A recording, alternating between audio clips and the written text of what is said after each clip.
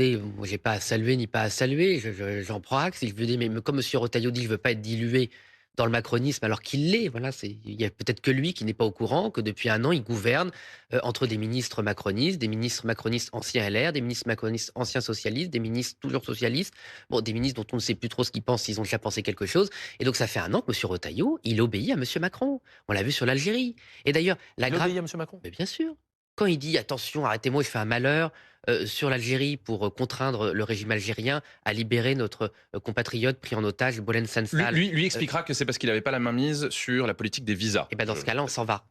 Voilà. C'est-à-dire, si on maintient une politique qu'on juge mauvaise, on cautionne. Donc il a cautionné pendant un an et une très longue année, avec de très mauvais résultats. Il n'est pas parti. Il a vu une occasion assez récente de partir et dire maintenant trop c'est trop. C'est les visas en augmentation de 15% qu'on a accordé aux étudiants algériens. Alors en Donc revanche, pendant, non mais excusez-moi, quand même, symboliquement c'est important. Quand on enferme un écrivain, un homme d'esprit, une intelligence, la lumière, dans une géole algérienne, et qu'on donne au régime algérien pour seule punition une augmentation des visas pour étudier en France, donc pour profiter des lumières françaises, le symbole est quand même extrêmement donc fort, les extrêmement lourd. républicains qui prennent leur distance, vous vous dites ça ne sert à rien. Sachant qu'il y a une partie des députés qui veulent peut-être quand même se poser la question, Oui, hein. oui, non, de toute façon, les LR, c'est devenu du sable. Je connais, je viens de l'UMP. C'est-à-dire C'est un caravansérail, quoi. C'est-à-dire chacun fait ce qu'il veut, chacun pense ce qu'il veut, il dit ce qu'il veut, il vote pas, surtout parce qu'il y a 15% de présence à l'Assemblée nationale. Donc quand vous avez le soutien du groupe LR et qu'ils viennent en 15%, c'est vraiment un tout petit soutien, hein.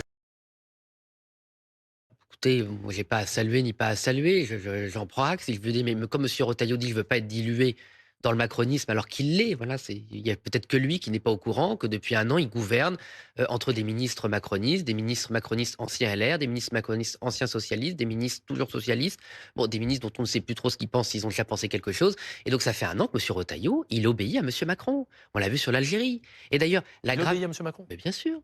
Quand il dit attention, arrêtez-moi, je fais un malheur sur l'Algérie pour contraindre le régime algérien à libérer notre compatriote pris en otage, Boulen Lui, Sansal. lui, lui expliquera que c'est parce qu'il n'avait pas la main mise sur la politique des visas. Et ben dans ce cas-là, on s'en va. Voilà. C'est-à-dire, si on maintient une politique qu'on juge mauvaise, on cautionne. Donc il a cautionné pendant un an et une très longue année, avec de très mauvais résultats. Il n'est pas parti. Il a vu une occasion assez récente de partir et dire maintenant trop c'est trop.